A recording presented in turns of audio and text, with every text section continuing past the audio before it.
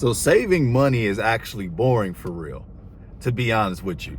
So many of you guys want instant validation, instant gratification, but the truth of the matter remains, man, stacking the bread and saving your money, it's a long-term journey. You won't get that instant gratification here. Guys, I ran into a comment the other day that said, ain't nobody on that type of time. We are trying to enjoy the money that we have. That's what they pretty much boiled down in my video when I was talking about saving money. And to that, I kind of wanted to speak on that because people are so turned off about doing the right thing. And what do I mean by this? Sometimes doing the right thing means doing the lame thing. Sometimes doing the right thing means staying all the way out of pocket, out of touch, out of contact until you can get to where you need to be. So many of you guys and so many people always want to be seen. That's why everyone is always trying to validate their external purchases so that they can be validated by the public, because you always have to be seen. Guys, listen, man, there's nothing wrong with getting into your lane and staying in your lane, especially when it comes down to hunkering down and stacking that bread and that money up. Listen, sometimes doing the right thing is the boring thing. It's the lame thing. It's the corny thing. But you want to know something? I'd rather be corny, lame, and boring with money rather than be the talk of the party out here on the streets and broke. I don't need to be in nobody's club. I don't need to be at nobody's function, nobody's party, if I'm putting on a facade and I'm actually broke in real life, in daily life. So saving, right? It's boring for the most part. For me, I think it's a mindset thing. I don't think saving's boring, y'all. I don't think getting your money up is boring. See, this is the same people who think they can go to the gym, right? They think they can go to the gym and put in 2 weeks of work, put in 2 months of work, 6 months of work, and think that they're going to have bodies like Ronnie Coleman or Arnold, Jay Cutler, Phil Heath. You're not going to obtain these incredible physiques by just going for a little bit. You've got to stay out of the way and stay down for a long time. And the same applies with your money. You have to be stacking for an adequate amount of time in order to start seeing the benefits of your money. Man, I couldn't imagine just spending every single thing that I brought in for the month. I couldn't imagine just spending everything I made in earnings and then spending it in expenses.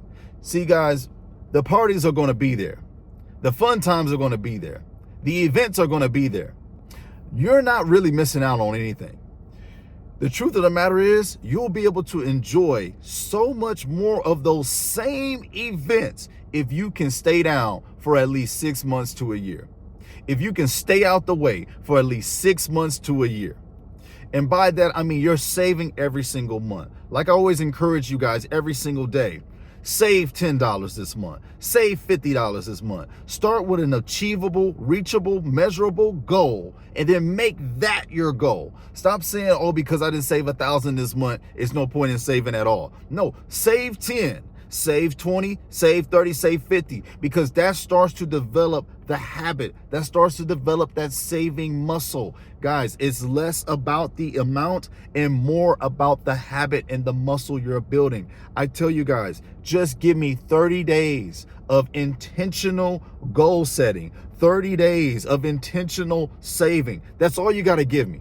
And then next thing you know, the saving is going to get easier and easier. And it's just going to become a part of your routine to now when that party come up, now when that event come up, now when that special vacation you want to take with your family or your loved one, you don't have to stress when it comes to indulging and enjoying. So for that person who left that comment, man, it's not about I'm telling people to not enjoy their money.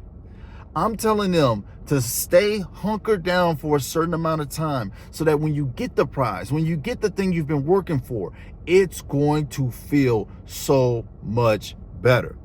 I'm telling you guys, like right now, man, I'm eating clean. I'm eating good right now. Everything's coming along nicely. We're eating clean. We're eating good. We're on the cut right now. We're trying to get more cut up for the fall. It's just one of my own personal goals, right? And I think what a lot of people run into a lot of people run into not understanding that if you place certain goals that motivate you, that will give you some time extra fuel you need for the journey. Like, I cannot wait to eat my cheesecake at the end of my cut, because I'm going to slam it and it's going to taste so darn good. But the problem is, we're living in an attention span deficient generation, and everybody think that you only got to live for the day and you can't ever plan anything for your future. And if you do plan something for your future, it's boring, it's corny, it's lame. What's the point of having money if you can't spend it? All this malarkey BS that covers up the real task at hand. It covers up accountability. It covers up responsibility. It covers up resilience. It covers up perseverance. It covers up doing the hard thing. And sometimes doing nothing is the hard thing for a lot of people. And set a goal into which eventually you can let all of that out. But you can't get there unless you're fine-tuning and locking in, man. So yeah, go ahead, spend your money. That's all you'll learn how to do. That's all you do continuously. You'll just spend, spend, and spend. And for me, I don't know, man. Doing the right thing with money sometimes is very boring. It's very boring, man. I get personal joy from watching my savings account go up, investments go up. That's just me. I'm kind of weird.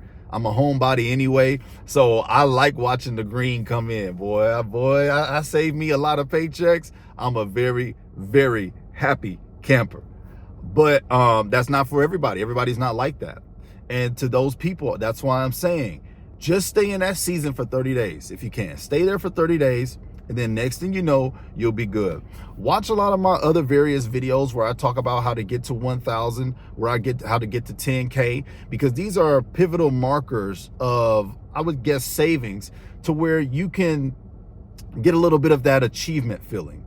And a lot of people just jump straight to the heavy numbers. No, I say, hey, make your goal to start, save $100 this month. Then after you save $100 this month, try $200. Then try $5.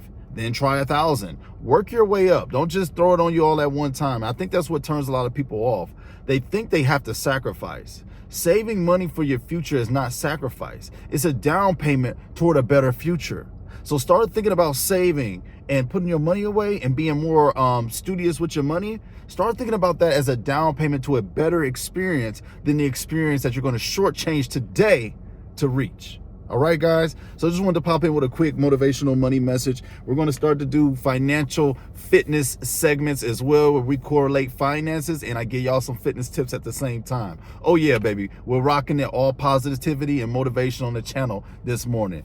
Enjoy your day. God bless y'all. I'll see y'all on the next one. Peace.